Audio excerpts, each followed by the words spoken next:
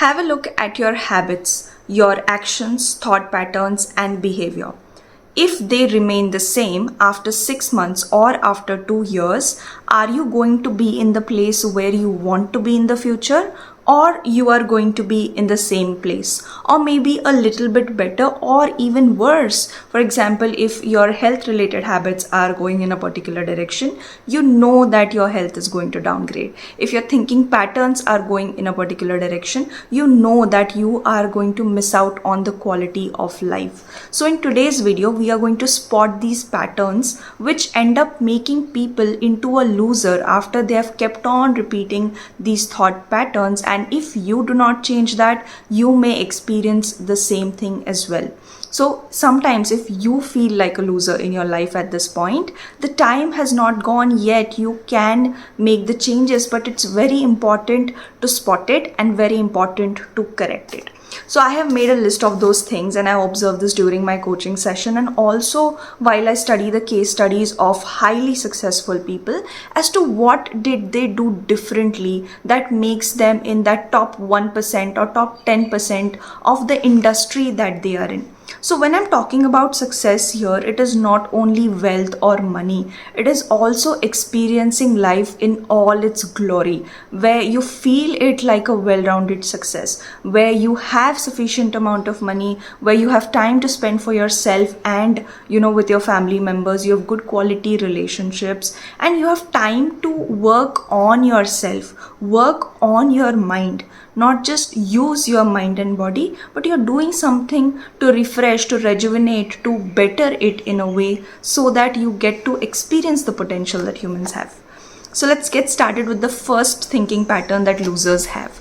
The first pattern is I can't do this because, and there is whole world to blame. For example, I don't feel confident because I was constantly compared, let's say, with my cousin, or I was constantly compared with my classmate.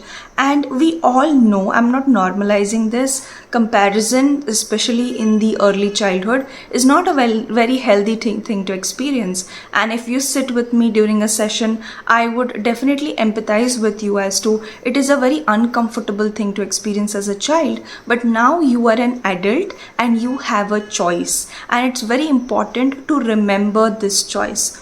Because where in the world is there no comparison? If there is a coach which you feel is better than me, you are definitely going to go to that coach and work with that particular coach. Does that mean that I stop coaching altogether? What will it do? It will not ruin anything of the person who is doing the comparison, but it will definitely take away my confidence. It will definitely create problems in me pursuing my career. So it's not about other people's actions, but it is about how those actions or how their words are affecting you. And if you have spotted the problem, that is half job done. But if you have not solved it, then it becomes a blocker. So identify all your can't and write it down. I can't do this because, I can't do this because, and then try to see, can you as an adult really solve that particular problem for yourself? A lot of times when we are in this victim mode, we are thinking from a child's perspective. For example, I want to start making YouTube videos because I want to, really show my work, make it visible, my profits will increase. But I am really fearful of what my friends or relatives would say. So even people who are in their 30s, 40s have their issues, and that's why they don't come on social media, they don't become visible. And it is that, oh, I will be criticized, I will be judged, I will be rejected. So can you really sit with the discomfort of those feelings, and can you solve that problem? Let's say they criticized you for your lights, or let's say they criticized you for your audio, or they criticized you for certain things, certain pronunciation. So would you be able to change that pronunciation if you feel that is important enough? But if your YouTube channel has a very chill vibe where you want to allow yourselves to make certain mistake, you want to make it more human, then you don't even have to change it. But it's first very important to understand what are the limitations you are carrying in your mind which are keeping you stuck. And the people who blame everybody else for not moving forward in their life will always remain stuck. Yes, sometimes, it is really a valid problem that somebody in your external environment is creating problems for you, but you have to do something about it. Either you need to confront to that person that your actions are, causing this trouble in my life. We need to do something about this. It's not like an attack telling that the person that you are wrong, but this is how, it's affecting me. For example, if I am teaching a group of students or children, let's say, and if a child starts to misbehave in the class, and if I say to the child, what you're doing is disturbing the whole class and you're hurting me, as a teacher, you are hurting me. So that time the child really feels that yes, my actions, are hurting people, they are disturbing other people. But if I, make the child stand up and shame the child in front of everybody, the child is going to create the drama again and again and again, and the problem won't be solved. So you need to confront, you need to solve that problem in the most effective way possible. But you need to deal with it. You just because you are ignoring the problem does not automatically disappear. So start to solve those problems and you'll start to move forward in life, even if it is by bit, it's okay, but your muscle of problem solving starts to develop.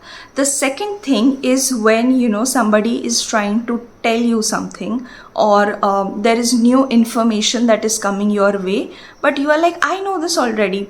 Let's say there's a video and today I'm talking about these topics, but okay, you just looked at, okay, this is point 1, point 2, point 3, I know already, and you're going to switch off that video. You are going to miss out on a lot of stuff, because a lot of it is coming from me coaching almost like more than 100 people one-on-one basis, coming from my 400 plus hours of experience of coaching.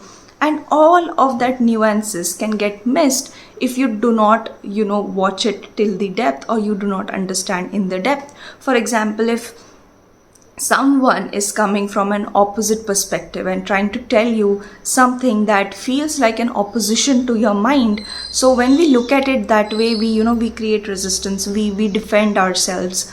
But people who have a lot of rigidity in their mind are generally not able to do well in their life, because someone else is telling, maybe you're very positive and very optimistic about doing something, and somebody gives you a very pessimistic perspective, very negative perspective, and that time it can be really disappointing to even think about a worst case scenario. But if you look at the worst case scenario from a neutral standpoint, and from that neutrality you also prepare yourself for the worst case scenario, now you have double the energy to face that challenge, to do what you're trying to do. So you don't know everything, I don't know everything, and we should not even wait for all of us to know everything, because that is practically impossible. So we all are in our learning journeys, and there is something that we can learn from everybody. So if you can keep your mind open to that, you will change your mindset of a loser, that is of rigidity, to being open-minded. I always say this, that a person who lives with an open mind and an open heart is a person who is able to enjoy this life at its best. The third is, when you say that it has been always happening this way and it has to happen this way. For example, people who are not able to pick up on the changes, especially let's say technology or everything that is coming in this particular era, and they are saying that the olden days were great, we should always do it in the olden days manner. It may not be true in every scenario, and a lot of people, we know about this camera company who would make these films and rolls, and when digital camera started to come, these people did not change their camera manufacturing. They thought that this digital camera is a trend, it will come, it will go away, but it was here to stay. It was a change happening in the industry, it was change happening in the media industry. So people who understood that, people who understood the change that was coming, and they were able to ride the wave of that change, they were able to move forward. But the people who thought that even now we'll be using those film roll cameras, the company had to shut off. So these things happen when we are talking too much about stability, we are talking too much about how we can create security. Stability are important, but when that starts to become suffocating, or that starts to stop you from your growth, you know that you are talking too much or you're thinking too much about security and stability. It is the ground zero, but just because it has been happening always in that way, it has to happen that way in the future. This is not at all something that I have found in the people who are highly successful. And people who talk a lot about stability, just go and see their lives. Do you really find their lives as stable? Do you find them as a stable person who are constantly chasing stability, security, stability, security? They themselves are not stable and secure. So the only people that have felt a sense of stability within are the people who are ready to ride the waves of uncertainty. The people who see that uncertainty is coming, something needs to change, and we will be changing it as per the waves of uncertainty. So they are riding and surfing the waves of uncertainty. So they are not like people who are inviting troubles in their life constantly, but they are like, okay, this is the change that is coming, we need to study it, we need to analyze it, we need to learn it, we need to implement it, and that is how they grow. Right? So people who all are scared of the AI thing that's coming, I'm personally very excited, because this is something that I have always been thinking and wanting, where redundant jobs are automated so that the real creativity, real problem solving that humans have. And I've personally felt that we have immense potential when it comes to solving problems creatively. So creativity is not just arts and paint and drawing, but it is also how do you look at a certain problem so that you can solve it in the most effective way possible. Right? So that is creativity. And often you will see that these people are labeled as rebellious, lazy, they want to solve problems not in the way other people are solving.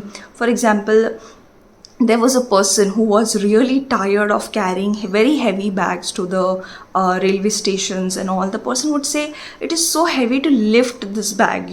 So that was the person who invented wheels on our bags that we drag to the airports and to the railway station. So किसी ने तो सोचा होगा कि this person is so आलसी, this person is so lazy, but this person invented something that we all use, right? So this perspective of creativity makes you relevant and helps you stay relevant in the ever-changing world, and you'll feel excited about the changes like I am feeling right now.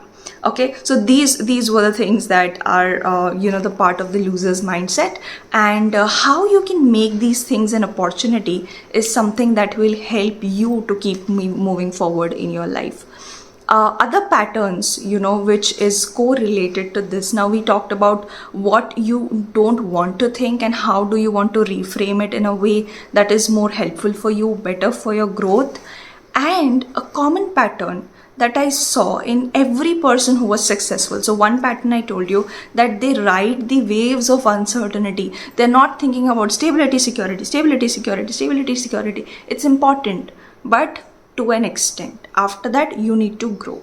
Second pattern, which is speed of actions and trying different things out. So these are not people who are saying that, oh no, I should not make any mistake, I should not even go 1 inch in the wrong direction, or I shouldn't even make the smallest offend somebody and all of that. So these people quite stay in a box entirety of their life, and if somebody likes a life like that, I have no issues with it. But if you are a person who feels suffocated in that box, you do not like a life like that.